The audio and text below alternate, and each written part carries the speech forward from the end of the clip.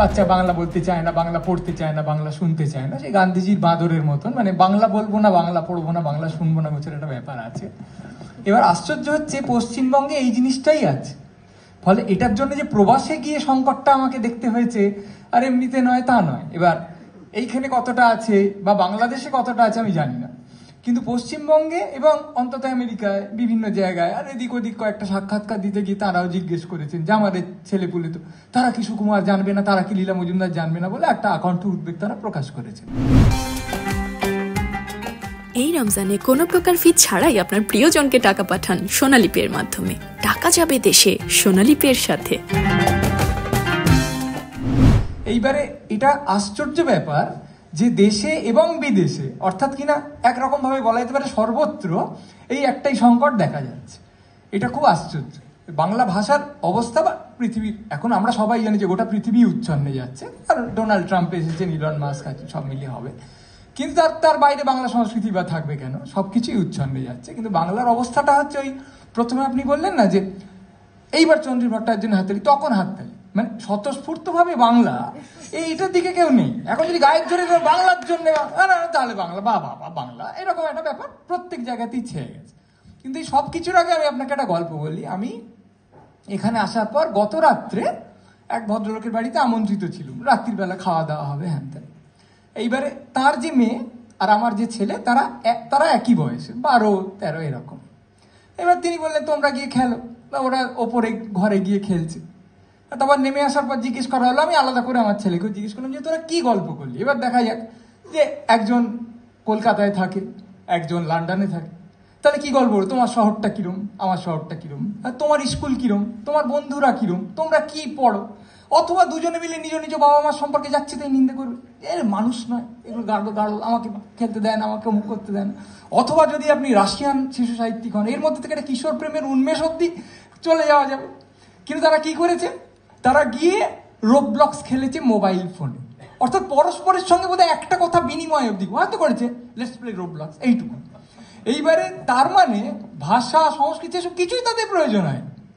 তারা এসবের এখন ঊর্ধ্বে, তারা প্রত্যেকেই ভিডিও গেম খেলে, তারা গোটা জীবনটা একটা ফোনের মধ্যেই নিমজ্জিত থাকে। তার মানে কি যে সে খায় না বা সে বাথরুমে যায় না, যায়, ওগুলো হচ্ছে যেগুলো না করলেই ফোনটার দিকে আসা যাবে না, ওইটুকু কাজ সে করে, সেই তার জন্য যাওয়ার প্রয়োজন। এবার আমরা প্রচুর প্রাপ্তবয়স্ককে চিনি, মানে আপনিও নিশ্চয়ই চেনেন, আমাদের এখানে যারা আছেন তারাও হয়তো চেনেন, তারা ফেসবুকের জন্য বা হোয়াটসঅ্যাপের জন্যই জীবন ধারণ করেন। এবার অফিস যেতে হবে, তাহলে তুমি ফেসবুকটা করতে পারো না, পয়সা পাবো কোথায়, তাতে কম্পিউটারটা হবে কি করে, ফোনটা থাকবে কি করে, তার জন্য অফিস যাচ্ছেন। কিন্তু মূলত আমি ফেসবুকে আজকে কাকে ট্রোল করবো, এটাই সকালে উঠে তার এটাই মনে হয়, ইষ্টদেবতার নাম করে না, আজকে কাকে অপমান করা যেতে পারে, আজ কি করবো, হোয়াটসঅ্যাপে আমি কোন চুটকি ফরওয়ার্ড করলে আমার একটু নাম হবে, এটার জন্যই তারা বাঁচে। এবার এইটা যেখানে পৃথিবীটা হচ্ছে, এবার আপনি বলতে পারেন কেন ফেসবুকে তো বাংলাতেই বলছে, তাহলে বাংলা সংস্কৃতি হচ্ছে বটে, কিন্তু সব মিলিয়ে আমরা সংস্কৃতি চর্চা বলতে সাধারণত যে জিনিসগুলোকে বুঝি, একটু লোক বিভূতিভূষণ পড়লো, সত্যজিৎ রায়ের ছবি নিয়ে আলোচনা করলো, এই সমস্ত থেকে আমাদের প্রাত্যহিক জীবন, সে শিশু থেকে শুরু করে প্রাপ্তবয়স্ক, সার্বিকভাবে অনেকটা সরে গেছে বলে মনে করি। এইবার আসল প্রশ্নটা যে ছোট ছোট বাচ্চারা তারা বাংলা পড়ছে না, হ্যাঁ ঠিক আছে পড়ছে না, এবারে এই হাহাকার যে যারা ইংরেজি বলে তারা এক ধরনের আত্মম্ভরিতায় ভোগে, তারা মনে করে তাদের অহং বেশ একটা মালিশ পাচ্ছে, এই যে হাহাকার, এই 150 বছর আগে থেকেও হচ্ছে। কিন্তু বঙ্কিমচন্দ্র বলছেন যে আমাদের কোনো বাঙালিরা এখনকার যে নব্য প্রজন্ম তারা কেউ বাংলা টাংলা পড়ে না, এটা শুধু ইংরেজিতে কথা বলে, এমনকি দুই বাঙালি একসঙ্গে যদি হয় এবং তারা যদি ইংরেজি জানে, তারা নিজেদের মধ্যে বাংলায় না কথা বলে ইংরেজিতে কথা বলে। বঙ্কিম লিখছেন এটা, এবং প্রায় কাঁটায় 150 বছর কি তারও আগে, এবং বলছেন যে অচিরেই দুর্গা পুজো যখন হবে তার মন্ত্রাদি ইংরাজিতে পঠিত হইবে সন্দেহ নাই। এটা বাড়িয়ে বলছেন অবশ্যই, কিন্তু এটা উনি বলছেন। আবার ধরুন প্রায় 100 বছর আগে রবীন্দ্রনাথ হাহাকার করছেন যে আমাদের এখানে বাংলা রূপকথা আর কেউ শোনায় না, ম্যানচেস্টারের কল থেকে তৈরি হয়ে আসে। তখন হ্যারি পটার লেখা হয়নি, রবীন্দ্রনাথ জানেন অন্য যে হবে, কিন্তু রবীন্দ্রনাথ বলছেন আমাদের এখানকার আমাদের যে ঠাকুরমার ঝুলি এরকম তো আর হয় না, ঠাকুরমার ঝুলি ভূমিকা লিখতে গিয়ে বলছেন। এবার যদি একটা জাত একই থিমে হাহাকার করে আসে 150 বছর ধরে, সেটাকে সাধারণত পাত্তা দেওয়ার কোনো প্রয়োজন নেই। একটা লোক রোজই আপনাকে বলে আমার কাঁধের কানটা না ব্যথা, এবার আপনি প্রথম বলবেন কি মলম দেবো, কি তাহলে ওখানে একটা বরফ দেবো?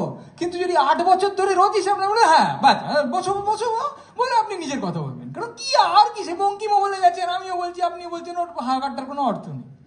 কিন্তু এখন মাত্রাটা অন্যরকম জায়গায় চলে গেছে, এতে কোনো সন্দেহ নেই। চিরকালই বাঙালি ইংরেজি বলতে পেলে গর্বিত বোধ করেছে, আর যে বাংলা শুধু বলে ইংরেজি বলতে পারে না তার প্রতি একটু কৃপার দৃষ্টিতে তাকিয়েছে। কিন্তু এখন ব্যাপারটা যা হয়ে দাঁড়িয়েছে সেটা হচ্ছে যে আমাদের ছেলেপুলে তারা বাঙালি, এবার ধরো যাক তার বন্ধুরা এলো তারা সবাই বাঙালি, এবার তারা নিজেদের মধ্যে টানা ইংরেজিতে কথা বলে যাচ্ছে। এমনকি আত্মীয় স্বজন যখন হয় না যে বাড়িতে একটা কিছু হয়েছে সবাই এসছে, এবার বড়রা যেখানে বসে আছে আর ছোটরা তো আরেকটা ঘরে বসে আছে, সেখানে গান পাতলে দেখা যাচ্ছে ছোটরা শুধুমাত্র নিজেদের মধ্যে অনর্গল ইংরেজিতে কথা বলে আছে, ধমক ধমক খেলে তারা বাংলা বলতে পারে।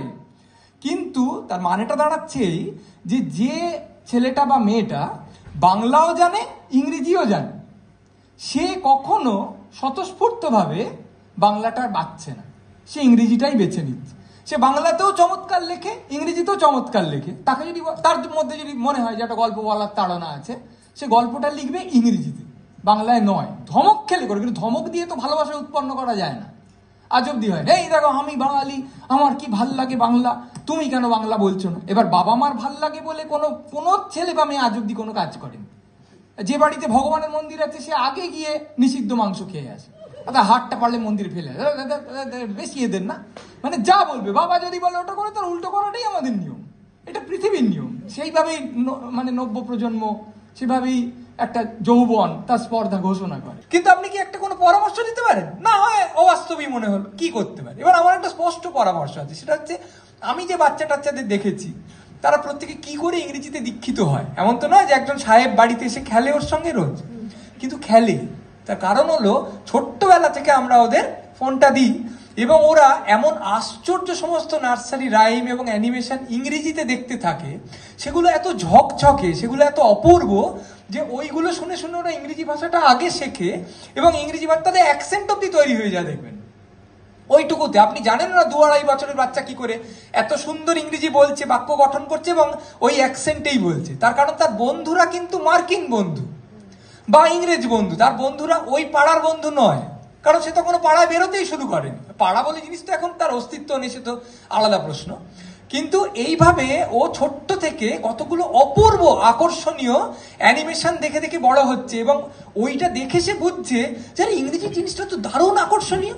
আর বাংলায় আমি যখন অ্যানিমেশন করছি না তা নয়, হচ্ছে, কিন্তু সেগুলো ওর তুলনায় এতটাই বিচ্ছিরি, এতটাই দরিদ্র যে ওর তো ঘাড়ে এই দেয়নি, ও তো জন্মায়নি যেমন করে বাংলার পাশে দাঁড়াতে হবে। কেন? ও আনন্দের পাশে দাঁড়াবে, ও আনন্দের দিকে ধাবিত হচ্ছে। ও যদি ছোট কাকা ওকে লজে যাবে, ছোট কাকার কাছে যাবে, আর পিসি মশাই যদি ওকে রবীন্দ্রনাথ শেখাও বাপের জমে যাবে না। এ তো খুব সোজা কথা, ছোট্ট তো। ফলে ও ওই অ্যানিমেশন গুলো দেখে দেখে বুঝছে যে এই ভাষাটা আমাকে ক্রমাগত আনন্দ দিয়ে যাচ্ছে, আর ওই ভাষাটা কি ওর মধ্যে কোনো আকর্ষণ নেই। এইবারে তার মানে আমাকে তো আমার ভাষাটাকে আকর্ষণীয় করে তুলে ওর কাছে উপস্থাপিত করতে হবে। সেইটা যদি আমি না করি, তার জন্য পুঁজি লাগবে, তার জন্য প্রতিভা লাগবে, তার জন্য পরিকল্পনা লাগবে। আমি তো মঞ্চে বলে চলে গেল, আপনি বলেন বাহ চন্দ্রী ভালো কথা বলে, আমি বাড়ি চলে গেলাম। তাহলে কে সেই দায়িত্বটা নেবে যে বলবে যে আমি 60 জন লোককে নিয়ে আজকে এবং এই টাকা জোগাড় করে আজকে এই অ্যানিমেশন করবো, চলো তো ঠাকুর দেখি তো বুদ্ধকে কিভাবে আজকে আমরা তৈরি করতে পারি। কে বলেছে হ্যারি পটারের চেয়ে কম? এই যে সংগঠনের শক্তি, এই যে পরিকল্পনা এবং কলজের জোর এবং সর্বোপরি পুঁজির জোর, সেটা নিয়ে আজকে আলোচনা হওয়া উচিত ছিল।